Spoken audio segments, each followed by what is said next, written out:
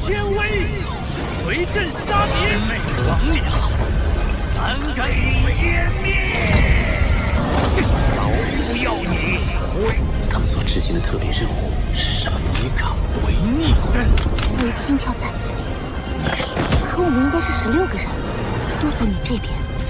哪怕玉珏，无论你怎么决定，我都。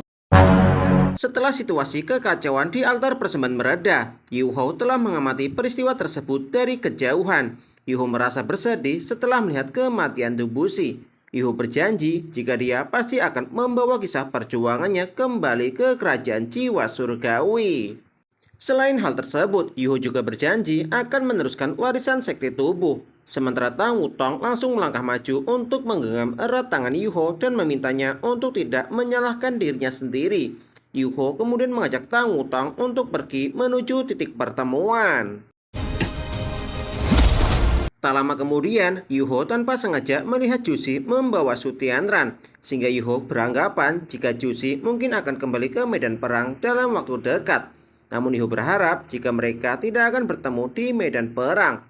Yuho bersama Tang Wutong kemudian tiba di titik pertemuan, sedangkan di tempat tersebut sudah terdapat 4 titel Doluo yang menunggunya, di mana 4 titel Doluo ini merasa bersedih setelah kehilangan Debussy, yang dimana hal ini menjadi pukulan telak bagi sekte Roh Suci, sehingga Yuho menyampaikan ucapan duka cita kepada 4 titel Doluo tersebut. 15 menit kemudian, 10 bayangan telah tiba di tempat tersebut dipimpin oleh seorang Heavenly Doluo sambil memegang sebuah tas dan mengajak seluruh anggota sekte tubuh untuk segera pergi meninggalkan tempat tersebut, yang dimana kerajaan matahari bulan saat ini telah meningkatkan keamanan di seluruh kota, sehingga Yuho kemudian segera membagikan deteksi kemampuan spiritualnya kepada semua orang, kemudian melesat ke udara.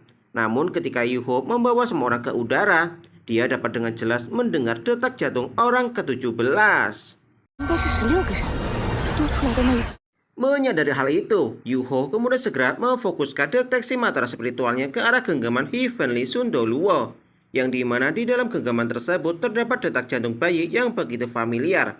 Sementara itu, di dalam istana kerajaan matahari bulan, Jushi dikejutkan oleh laporan seorang pelayan wanita, yang dimana pelayan ini memberitahu jika putra mahkota telah menghilang dari istana, sehingga membuat wajah Jushi menjadi pucat. Sambil berteriak histeris, Jushi kemudian berlari menuju kamar tidurnya untuk memastikan informasi tersebut.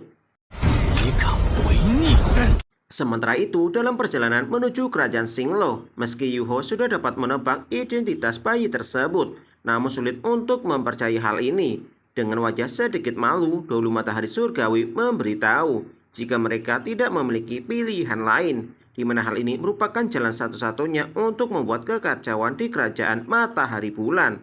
Akan tetapi, mereka merasa menyesal karena tidak berhasil membunuh Su Tianran. Jika tidak, maka kerajaan Matahari Bulan akan jatuh dalam kekacauan, sehingga tidak akan menjadi beban bagi 3 kerajaan asli benua Doluo. Setelah mengetahui tujuan misi sebenarnya, seketika membuat Yuho dan Tang Wutong merasa terkejut. Mereka berdua tidak menyangka jika tujuan sebenarnya dari misi dan pengorbanan Debussy untuk menculik seorang bayi, sementara Debussy rela mengorbankan inti jiwanya berkaitan erat dengan kondisi tubuhnya. Meski Debussy mempertaruhkan hidupnya untuk membunuh Su Tianran, namun pada saat yang sama, dia menggunakan kekuatan untuk menarik perhatian semua orang, sehingga menciptakan peluang untuk menculik putra mahkota. Sehingga jika Su Tianran terbunuh dan putra mahkota menghilang, maka kerajaan Matahari Bulan akan jatuh dalam kekacauan, yang dimana hal ini merupakan keinginan dari 3 kerajaan benua asli Doluo. Yuho pada akhirnya mengerti kenapa Adipati Daiho merasa sedikit malu sebelum mereka pergi meninggalkan pegunungan Mindo. Dikarenakan mereka tidak bisa mengalahkan musuh di medan perang, maka mereka harus menggunakan cara seperti ini, sehingga hal ini menandakan betapa kejamnya perang.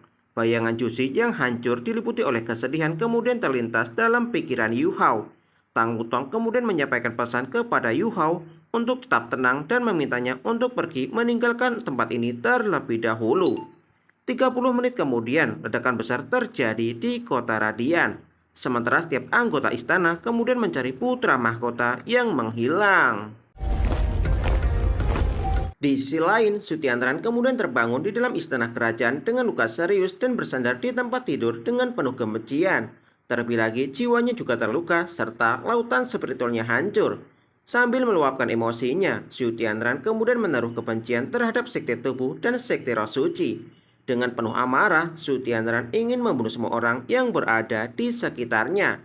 Selain baru saja menobatkan diri, upacara persembahan seharusnya menjadi titik awal dari kejayaannya. Namun upacara tersebut terpaksa dihentikan dan banyak nyawa dari penduduk kerajaan Matahari Bulan yang menjadi korban. Sehingga hal ini menjadi pukulan berat bagi Sutiandran dan seseorang telah menculik putra mahkotanya.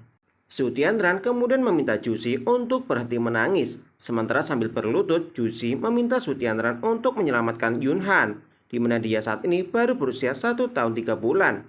Setelah meminta Jushi untuk bangun, Sutiandran mengetahui perasaan Jushi saat ini. Namun Jushi harus memahami apa yang diinginkan oleh orang-orang yang menculik itu. Meski Jushi memahami hal tersebut, namun dengan perasaan sedih, Jushi mengatakan jika Yunhan adalah anak mereka dan putra mahkota Sutiandran. Sehingga apapun yang terjadi, Sutiandran harus menyelamatkannya. Dengan tatapan penuh kebencian, Sutiandran mengetahui jika mereka merupakan kaki tangan Dubushi, sedangkan tujuan mereka sangatlah sederhana, di mana mereka hanya ingin menghentikannya untuk memulai kembali perang, serta menginjak-injak ketiga kerajaan benua. Namun Sutiandran beranggapan jika bisa memiliki satu putra, maka bisa memiliki putra yang lain. Dikarenakan mereka telah menculik putra mahkota, maka Sutiandran berniat untuk mengorbankan nyawa mereka untuk menebusnya. Sutiandran kemudian memerintahkan kepada Jushi untuk mengumpulkan pasukan dan melancarkan invasi kepada pihak musuh dan gunakan darah mereka untuk menebus putra mahkota. Mendengar hal itu, Jushi tidak pernah menyangka jika Sutiandran akan mengatakan hal seperti ini. Sementara tatapan Sutiandran menjadi tajam dan penuh kebencian ketika dia mengangkat tangannya untuk mencekik Jushi. Sutiandran bertanya apakah Jushi berani untuk melawannya, sehingga membuat wajah cantik Jushi memerah dan sulit bernapas. Jika sebelumnya Jushi pernah merasakan rasa terima kasih kepada Sutiandran, namun rasa terima kasih tersebut seketika lenyap. Sementara itu, Sutiandran langsung melepaskan cengkramannya sehingga Jushi jatuh di samping Sutiandran. Sutiandran kemudian meminta Jushi untuk melupakan semua ini, di mana mereka akan mencari putra mahkota mereka. Dan jika tidak berhasil, maka mereka akan membicarakan rencana selanjutnya. Kemudian memperbolehkan Jushi untuk pergi meninggalkannya. Mendengar hal tersebut, Jushi kemudian berterima kasih kepada Sutiandran dan segera pergi. Namun tanpa Sutiandran ketahui, mata Jushi dipenuhi dengan kebencian dan memiliki niat membunuh. Sementara itu, Long Xiaoyu saat ini sedang berdiri dengan rasa keputusasaan. Ye Shisui kemudian bertanya apakah Long Xiaoyu terluka. Long Xiaoyu mengatakan jika dia sudah lama tidak merasakan rasa sakit seperti ini. Dia tidak menyangka jika racun tua akan begitu brutal dan kejam, hingga memilih jalan seperti itu. Bahkan dia lebih memilih mati untuk negaranya di depan jutaan orang daripada hidup beberapa tahun lagi. Dan satu lagi dari generasi mereka telah gugur. Ye Shisui kemudian bertanya kepada Long Xiaoyu, kenapa Long Xiaoyu tidak menanyakan kenapa Ye Shisui tidak membantunya. Apakah Long Xiaoyu tidak ingin mengetahui alasan dibalik semua itu?